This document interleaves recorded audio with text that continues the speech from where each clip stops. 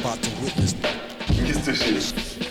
You're now about to witness. Mr Shiz. You're now about to witness. Mr Shiz. You're now about to witness. Mr Shiz. Airbrushing, graffiti, body painting. Mr Shiz.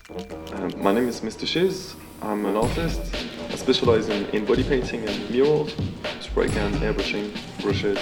Really, I'm a custom artist, which is pretty much painting anything that's required using whatever techniques that I need to. There aren't really any limitations to what I can use or to what I use, depending on the commission. Whenever a customer approaches me, and says, right, we've tried a few things, but they didn't work. What can you do? And just got to find a way to make it work. Call people that have the expertise if you don't have it. And it's really interesting. Really, it's always varied. It's always quite good. Most of my customers, most of my clients, shall I say, are great. They give me plenty of room to create. It's it's good fun. Demands I've got from my clients sort of vary between two main areas. You've got the body painting and you've got the murals. It's not just using spray cans doing graffiti or doing airbrushing on cars. A lot of people that do similar things to me, they only sort of specify themselves into one area or two or three. I like to sort of explore, just do loads of things. I'm a creative person, and even though sometimes I've got to put a lid on it because it can scare people off, saying, I can do this, I can do that, I can do that. And they're like, whoa, jack of all trades, master of all. So I tend to say I do murals and I do body painting, and then from that, when people ask me, well, actually, do you know somebody that could do that? I'm like, I can do it. Yeah, last year my clients sort of differ between corporate, private events, celebrities, or just anyone in particular, just anyone really. I did Usher's birthday. I painted 4 girls with for his birthday, which was pretty cool, and he quite liked it, so that was fun. Just work for Cadbury's and other big brands. The funny thing is, everybody likes to say, oh, I've worked for this person and that person, and a lot of the time, obviously sometimes it depends, but a lot of the time you might do some work for one big company like Nike or whoever, and they'll ask you to do something that's really not creative and just small and just come for 2 hours and do this, and you get to use their branding, their name, all the PR publicity that goes with it, but very often they're not the most creative. The most creative people I work for are just individuals. My clients sort of vary. The private customers are the ones that are often the most fun to work for because they trust you with your creativity. They're like, I like what I see on this person's website or portfolio, wherever. I think this is awesome. Yeah, I love that shit. And I trust this person to do a good job. This is sort of where I want to go, as opposed to big brands. Often they're quite scared and they like to have a heavy hand on design, and it's cool, but you need a bit of both. You need the structure of the big brands, telling you, right, this is what I want this done like this and like that, and you need the creativity as well from other people. Otherwise it tends to be a bit boring. It would be boring if I was just doing one type of work, one body of work with either full creativity or no creativity at all. So I'm quite happy to adapt really to the customer's needs. With my work, it's the biggest influence is hip hop. I like all sorts of music, mainly rock and hip hop. But if I had to choose just one, it'd be hip hop. And there's some key players, that have really influenced me with my work. Like Gangstar, KRS-One, Jay-Z. All these guys, and it sort of goes hand in hand with what I do. Like earlier I was painting and I got to the point where it wasn't looking good because I didn't listen to my music, and I just had to stop and say, right, turn the music on, take it back, start breathing, and just do the work. It's funny because in my life in general, not just the art, the painting and everything, whenever I go through a difficult time, hip-hop is always there to sort of give me strength, because a lot of the time most rappers, I would say, have a very positive message, and a lot of rappers have elevated themselves, in society from not having much to having loads, like DJ Premier and again KRS-One and all these guys, Eminem as well. What they talk about, is it's really inspirational. it really helps you when times are hard, or just when I'm, you know, when I'm painting and it's just not working. It's just, I need hip hop. It's my fuel, you know, like Guru says, you know, the bassline groove is my drug, and that's so true, you know. It's just, you need that, you know, when you're working. It's just, it can't just be, yeah, I mean, if I was working in an office or something, you know, yeah, I'd be like, oh. As an artist, if you're gonna do well, you're gonna have to go through a lot of bad times, and yeah, it's, at times it's not pretty, but you stick to it, and then you need some sort of, you need mentors, you know, and it could be a celebrity that's doing well and that, you know, that's gone through bad times, and you sort of relate to that, or you see people with a strong message, you know, like KRS. It's got very deep meaning, and it's quite cool, you know. You sort of really connect with this artist, you know, and it's great, you know. When you're working, it feels like, you know, they're watching you and helping you, you know. I don't really talk about future work because I've got some crazy ideas, and every time I tell people what I want to do, then come on, man, be serious. And so I don't, because I've got these ideas, you know, to work with different people, and then I do, and it's great, you know. But once I start telling people what I want to do and stuff, they bring their vibes and, oh, it's not going to work, it's silly, you know, leave these people alone or whatever, you know. But there are a few people I want to work with in the future. Christina Aguilera is one I really want to work with this year, 2013. Gotta make it happen. I don't know why. Last year, I came across a picture of her, and I was like, wow, you know, she'd look great painted. And so I started getting in touch with her, you know, and saying, hey, I want to paint you. So I'm sort of waiting for her to get back to me, but I'm not letting go. You know, this is gonna happen. I think she'd look great painted. You know, I do some custom heads with moving parts and stuff, and it's quite different. And I think for a music video, you know, it'd be good. So Christina, get in touch. I've lived in England for about 14 years now. I heard the food was great. I'm a bit of the fool that told me them lies. You can do what you want, really. You know, people aren't really going to judge you. You can be from one place or the other. You know, of course, you're going to have some people not liking you because of where you're from, but hardly, you know, it's just great. People really accept you, and you can do things, and it's just cool, you know. I don't really fit in France so much. When I go back, I just feel like a tourist. Just like, you know, like a bag there, camera, glasses, shorts. Nah. Mr Shiz is actually funny the way it came out.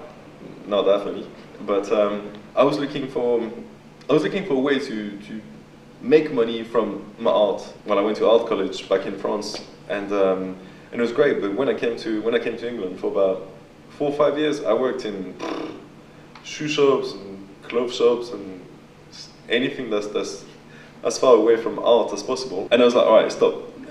Now I want to be an artist. So I was like, what am I going to do? So I started doing t-shirts, printed some t-shirts, I made some hoodies, did the designs and stuff, you know, used the influence. But before I did that, I needed a name. So I came up with the name Shiz, because at that time when I left college, I was sketching graffiti all the time, you know.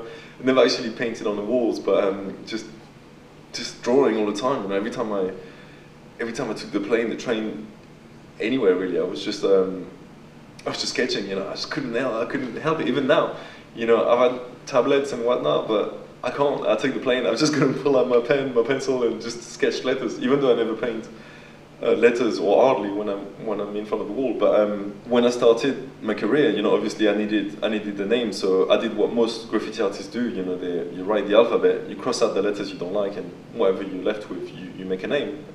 So I think I was left with 7 letters. So then I got SHZ. I did the I. I was like, yeah, Shiz sounds kind of cool.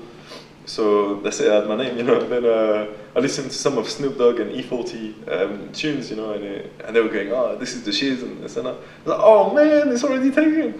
And I actually didn't know that I created a name that was already done, created before. And I was like, yeah, but it's kind of like cheese, you know, cheddar, money and that.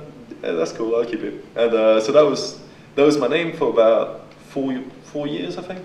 And recently, you know, just because I couldn't get this is really lame, I couldn't get the domain shiz.com for yeah, I just get Mr Shiz, you know, and I got it, and it was cool. Just started using it, and yeah, that just worked out.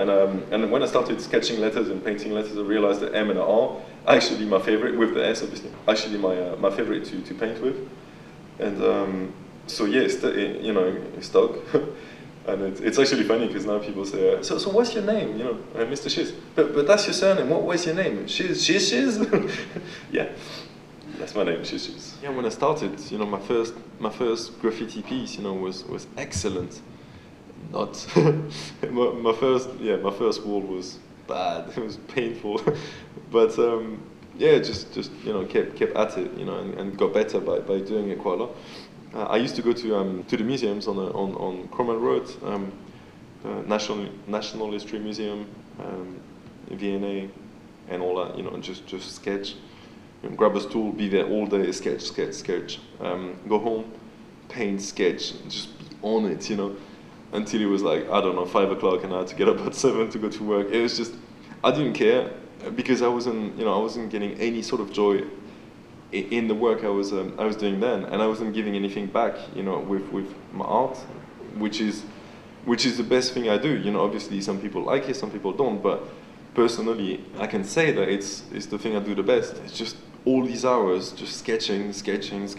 You know, made me a lot better, a lot more technical, and I didn't care about these other jobs, you know, where I was selling shoes, and it was just, you know, I wasn't giving anything back to people. Now I've got people coming up to me and going, oh, you know, I love what you do and stuff, and I'm a fan, and you know, and that's cool, you know, when you get to a point where you can actually influence people and you know, motivate people to sort of want to get better, you know, because when I started, I used to tell people, oh, yeah, I wish I was as good as you and stuff, and now I hear it, and I'm like, wow, how did that happen? It's very good. It's very good. Amazing. It's very nice. It's bloody amazing. I think the way it happened was, I just didn't let go, you know. Everybody was telling me, don't do the t-shirts, it's a waste of time, waste of money, stop. And I was just like, nah, just carry on. I'm a bit, you know, annoying in that way, but you know, it turned out to be a positive trait, I suppose, you know, of mine. Not wanting to let go, really, and I'm glad I did, you know. I'm glad I didn't let go, because as I said, now I inspire people, and it all makes sense, you know. Now I understand why I'm doing what I'm doing. I like what I do because it inspires people, and at first I was like, I didn't really see the point of it. I was, of course I was loving what I was doing, but it felt kind of selfish. It was just me getting work and getting paid for it without giving anything back. But then I realized actually all these people around me, when I was sketching, when I was painting, when I was doing all these things, creating, even now obviously, you know, it inspired them, and they wanted to see more, and now people want to see more, and I've got sort of more people liking my work and being aware of what I do and sort of following me and stuff, and it's cool, you know. It's sort of a way to give back. And when I was a carpenter, I sort of thought, right, what do I want to do? Do I want to carry on doing this, or do I want to be an artist? So I sold all the carpentry tools. I bought spray guns, compressors, airbrushes, brushes, everything, you know, and just went for it. And yeah, there were hard times, obviously. There still are a few hard times, but way less, because I've got a different psychology, and now I just think that I can do anything I want, and it's just great, you know. It's I don't let anyone tell me that it's not gonna work or something, and whenever I've got oncoming, you know, projects and stuff, I don't tell anyone, because you're gonna tell somebody, oh yeah, I'm doing a music video for Kanye West, and they're like, oh, you know, maybe you should do this or you shouldn't do that, and you don't need that, you know. You just need to do you, and that's it, you know. They do their thing, you know, they create or not, or do boring things, whatever. I do me. I like my work whenever, you know, there's a difficulty, and I manage to pull it through, or it's freezing, you know, and I just carry on, make it happen, make it look good, have a happy customer. And yeah, it's not really about the size. It's not really about, I do like massive sizes, massive walls, and big cars, trucks, planes, whatever. It's about finding a way to make what seems to be very difficult work. And that's what I'm happy. You know, I've got a few walls in mind, and ladies that I painted, or or some airbrush cars and stuff, that might have had some technical difficulties, I came across, and then I found a way to make it happen, and that's when I'm happy about my work. Peace. I went to art college when I was in 95 till 97. I was I don't know, 15, something like that. And when I left college, that's when I started sketching letters all the time, like real addiction. I just had to sketch. And the good thing about this college, it was I had one teacher, Miss Greppy. She was, she was crazy. Like, she really loved what she was doing, and she really sort of inspired people. And I think that's what it's about. We're on earth to inspire people. It's not just about what can I get, but get stuff and give stuff back. And it feels a lot better. And this lady just knew her shit. She could pretty much just tell you everything about the colors, and I really got interested in that. And my dad's an artist. When he, I think I got the bug. My sister's an artist as well. I think we got the bug from him, and I got interested in the colors and in obviously the primary colors. Pink, not red, blue and yellow, and black obviously, but we won't get to that. And yeah, it's just it's sort of it really got me interested in finding out what I could do with these colors, with this paint. And this is kind of how I judge a good paint manufacturer. Obviously, when it's when you're talking about spray cans, MTN 94, they're like up there, they're brilliant, and they don't need primary colors. They do, but you don't mix them, sort of thing. You have your set color, and then you blend them a bit, but that's what you got. But when it comes to painting with airbrush paints or body paints, which all come in bottles, or sort of acrylic paints and stuff, so many people get it wrong, and it's just annoying. It's like, grab a newspaper, a packet of crisp, or wherever, you look in the seam, and they're the primary colors. You got that pink, that blue, that yellow, and that black.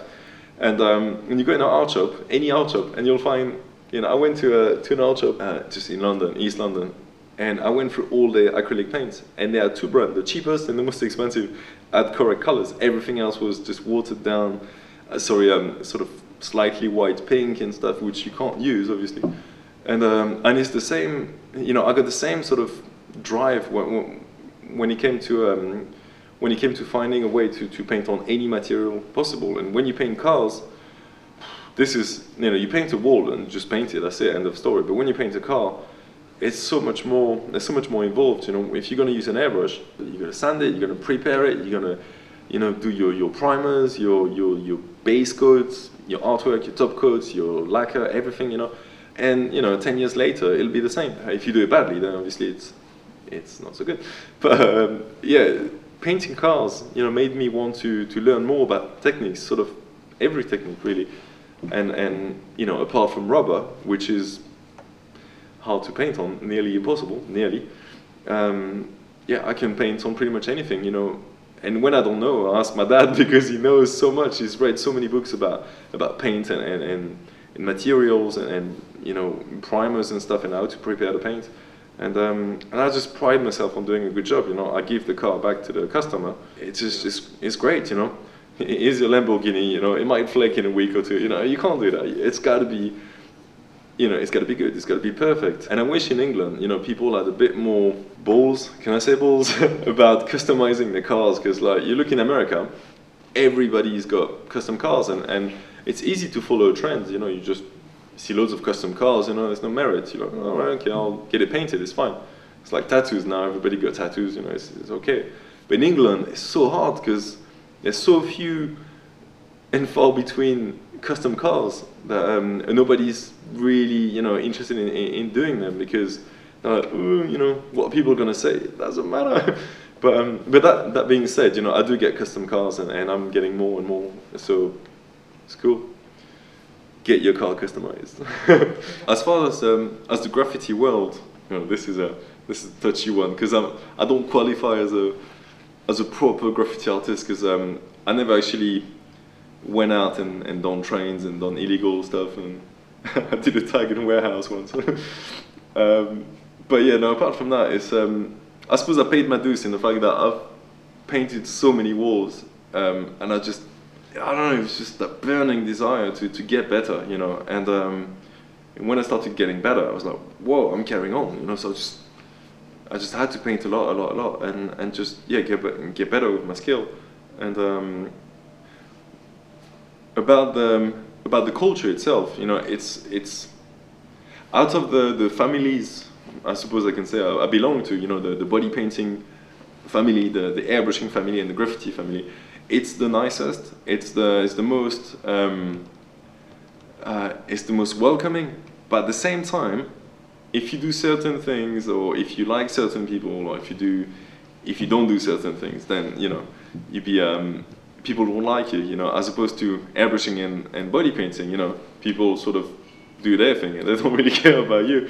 You know, I've got obviously friends, you know, in the airbrushing world and body painting world, but they kind of like, you know, it's not that interesting. You know, they're cool, but they don't really want to connect. That's what I want to say. They don't really want to connect. As opposed to, you know, graffiti. I've painted so many times, you know, meeting new people, and you do one wall together, and you're really good friends, you know. And it would take you about, I don't know, 5 or 6 times seeing a new person, you know, and having that level of connection and comfort with them, you know. But yeah, with graph, no, you paint a wall, that's it, you're good friends, you know. The annoying thing is, it's like in hip hop, you know, you got so much beef and so much, oh, you need to do this, you need to do that, you know, you can't do certain things, and it's just, I used to get caught up in this, and as I say, you know, not doing illegal graphs, but now I just think, you know what, I've got friends, you know, in Team Robo, in Team Banksy, in Team Aztec, in Team whatever you want, you know, and I love what they do, I love what they represent, you know. It's like, you look at Banksy, for example, so many people dislike him because partly he's doing well, and also they might not like his work, which is fine, you know, it's art, it's subjective, you know, you like it, you don't, it's cool, move on. But I think a lot of it is, because it's successful, people don't like it. They sort of forget that he's actually doing so much, directly and indirectly, for the graph community. You know, he started a legal spot in Waterloo, and so many people painted there. That's where I really learned my skill, you know, by going there so much. And you know, you have to give praise to these people. Same as people like Drax, like Robo, Don, Aztec. You know, all these people were sort of way before I was, or when I was just starting to sketch and stuff. You know, these people sort of make graph a culture in England. You know, obviously it was already happening a few years back in America, but in England, it just, you know, these people are the reason I do what I do, and I love it. You know, it's they come from a graph background, which is put your name up as much as you can and as you want. I come from a sort of a technical art background, which is, you know, use primary colors, do this, do that. You know, it's got to be done well. It's got to be, you know, this and that. They do it well, but it's more about repping. It's about getting up, and I suppose we've got a different approach. But funny enough, you know, I get on with pretty much everyone. Of course, some people don't like what I do and don't like my skills or my personality. Can be annoying, and but you know, apart from that, it's cool. You know, it's such a nice environment to be part of. You know, it's so much good stuff from, you know, inside. There's so much joy. You know, I've got to say hi to all my all the people I really like painting with. You know, like Two Rise, Mobizy, Rio, Brisk. And I'm gonna forget loads, so I'm gonna stop here because they're all gonna hate me. But you know, these people you paint with, and it's cool. You know, you see them, and that's what I was gonna say.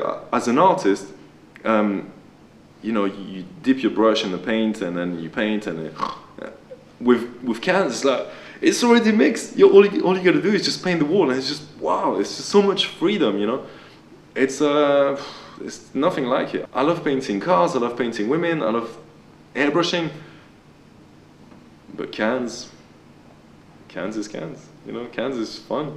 You can't beat it. You can't get better. It's you know, you paint in the winter. It's cold. It's annoying, but the can's got low pressure. You do what you want. It's just, that's where it's at. It's good. But I would say cans, cars, women, airbrushing, everything else, and t-shirts. Hate t-shirts. Don't call me about t-shirts. I kill you. I started sketching in '97. You know, sketching on paper and stuff like that. And I started my business, if you can call it that, in 2005. I went to Portobello Market in 2006 for a year. And what I used to do is I used to sell my hoodies and the t-shirts and stuff with Shiz on it and stuff. But the first one I sold, I'll never forget this. I sold a hoodie, kind of this color with the paint on it, with a white Shiz on there. A lady bought it, £25. I was like, what? It was just, oh, it was crazy. I was on a high. You know, I was like, it's actually bad enough for somebody to buy it. No, it was actually good enough, you know. And I was like, wow, this is cool. And yeah, so 2005, and you know, slowly people asked me to customize their t-shirts, their trainers, and all that, and do walls and airbrushing. So I think I started with airbrushing, and sort of a month later, you know, I thought, let's give cans a go, you know. So I did my first wall. Bad, really bad. Not bad meaning good, but bad meaning bad. And I actually went over it a year later. Yeah, so people started asking me for custom work, you know, custom walls. The first wall has to be in 2005 in Norway, funny enough. And the first proper wall after that was in 2006 in London, in Clapham.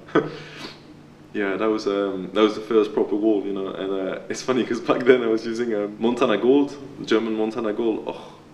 And then they had to change the recipe. What's the matter with them? That paint was just magic, you know. You had a cap that was blocked. You use Montana Gold, the old one. It's just unblocked it. But back then I didn't know that you could use different caps. So I'd have one can with one cap, use it, the cap gets blocked, and that was it. I tossed the can, and then it took me, I don't know, a few weeks to realize, what am I doing? Yeah, you gotta learn from your mistakes. But it's like from where graph started in New York, you know, they had Krylon and Bontlike and all this, you know, really high pressure, watered down paint. It has to be watered down because they're all primers, you know, for cars. In order for the paint to stick, you need to have a thin paint. But when you do graffiti, you need a really opaque and thin at the same time pigment. So yeah, when these guys started, like, you know, Scene, Duster, you know, all these amazing artists, you know, like Taki 183, Ticket. We all know, you know, you guys all know who they are, obviously. But when they started, you know, they should have so much credit because obviously they were going out in the train yards and painting the trains and stuff. But also they were using shit paint compared to what we've got now. We've got, you know, MTN 94, Montana Gold, Montana Black, Belton, Hardcore, name it, you know, and all these paints are good apart from a few, which I will name. Yeah, and these paints just really give you the freedom to do anything you want, whether it's, you know, putting an astro cap and, you know, blazing the wall, or just you know, tiny detail, you know, like an artist. And yeah, this paint, you know, this new product that we've got, you know, we're spoiled for choice, you know. And obviously now in New York they've got all these, you know, German, Spanish, all these paints as well, you know. And it's, I mean, you see some walls and you just have to be in awe, you know. It's it is a bit of a shame sometimes when you hear people go, oh, I don't like it because it's such, you know, so and so, you know. Just look at the wall, man. Just enjoy it. Don't worry about the beef. It's just wasting your time. Just enjoy it. It's that's what it's about, you know. You're there painting, you know. You're there painting a wall, you know, pink a lot on the black background, and it's just it's how it is. It's fun. You're putting through some sort of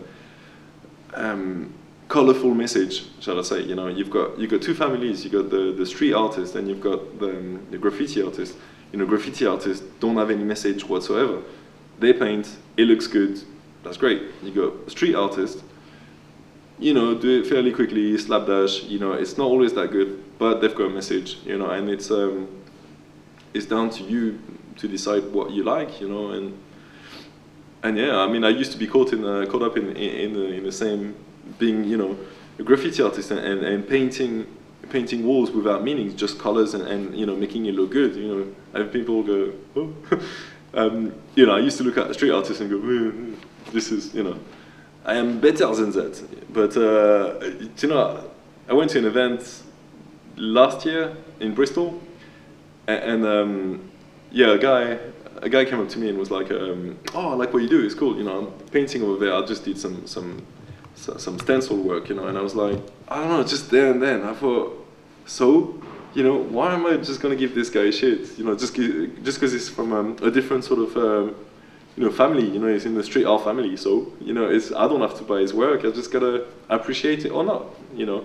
I hate doing stencils, I really don't find it interesting and fun, but some people do, you know, it's cool. I just think, paint, you know, you don't have to please everyone, you know, just paint, just inspire people, you know, just get your colorful message, you know, onto the wall or onto wherever, you know, and just have fun doing it, you know, that's it. And just, you know, if you got some spare time on, you know, on the tape, just put peanut butter on your balls, it's cool, man. I wrote a book last year, 2012, and I've wanted to write a book in about 3 years, and stopped because people told me I shouldn't write it, and you should never listen to people.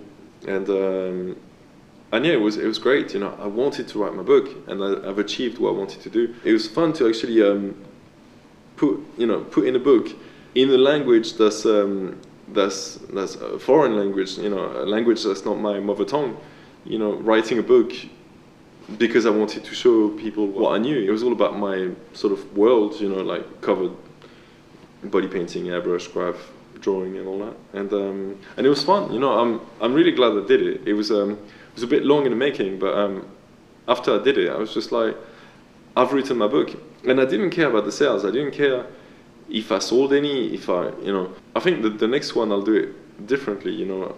This one was more a technical book about what to use and the primary colors and all that, you know, and how to use all these things. But it was good to write the book and see it through, you know, when people were saying, oh, it's not going to work, what's the point, you wasting your time?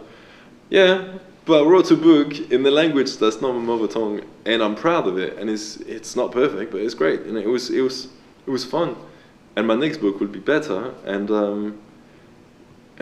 that's it, you know. It was cool. It was sort of my way to say to myself, okay, let's do something, you know. Let's take it to the next step. Let's write a book, you know. DVD sounded kind of easy. Everybody's doing them, but a book, you know, was a lot more commitment, and it was a good thing. Book number 2 is gonna be about my artwork. Just graph pretty pictures, enjoy it. That's it, you know. And yeah, we'll see how that goes, you know. So very cool. So many people I can think of right now, you know, that have helped me through, that I've painted with, that supported me and stuff. You know, I can't name them all, but yeah, they know who they are.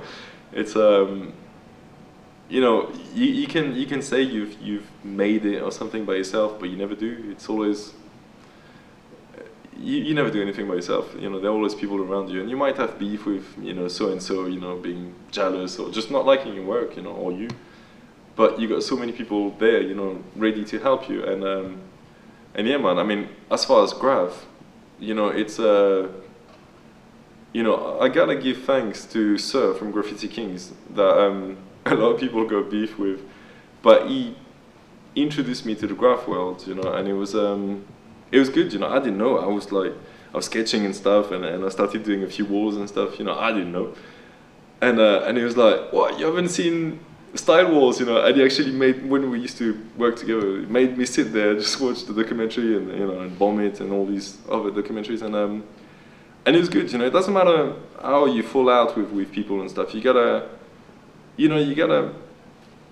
give thanks to these people, you know, because, you know, at some stage, you know, you had fun. it was cool. So it was yeah, I mean, Simon Murray, definitely, as far as the airbrushing. I mean, this guy is a legend, you know. Give him an airbrush and he'll just do anything, you know. It's crazy. Craig Fraser. Definitely the guy that made me want to start graph at the beginning, like 95, 96, whatever, was Seek from Germany. Oh, this guy, man, that's his abstract stuff, you know. I was like, I'm doing that. I mean, I'm painting, you know, and yeah, once you pick up the cans, yeah, you don't let them go, man. You just have to paint. And for me, you know, when times were hard or whatever, you know, I'd use less cans, but I would never just stop painting. You know, I'd find a way. You know, yeah, sometimes, you know, the fridge was empty. I couldn't really afford the food, but I could always afford the cans. You know, that's just like, I had to have a budget for the cans. You know, it was just like, you gotta paint. You know, and it's kind of cool because I see some of my friends and they paint with loads of cans and stuff. You know, and when I was when times were hard, you know, I'd show up on the wall with like 5 cans, and I was like, that was it. It's just, if the color's gotta go here, it's gotta go here. You know, you can't blend in. No, you can't. You gotta use it sparingly. You know, and it's a necessity. You know, so I mean, as far as me developing my skills and stuff as an artist as a whole, you know, with all 3 worlds, you know, the body painting, the graph, and the airbrushing. Graph has definitely been the one that's really inspired me the most, you know, for hip hop and everything. You know, it's just I don't know. There's something about hearing and seeing people, you know, going through hard times, and that sort of helps you. And yeah. You're now about to witness. Mr Shiz. You're now about to witness. Mr Shiz. You're now about to witness. Mr Shiz. You're now about to witness. Mr Shiz. Airbrushing, graffiti, body painting. Mr Shiz. Mr Shiz. You're now about to witness. Mr Shiz.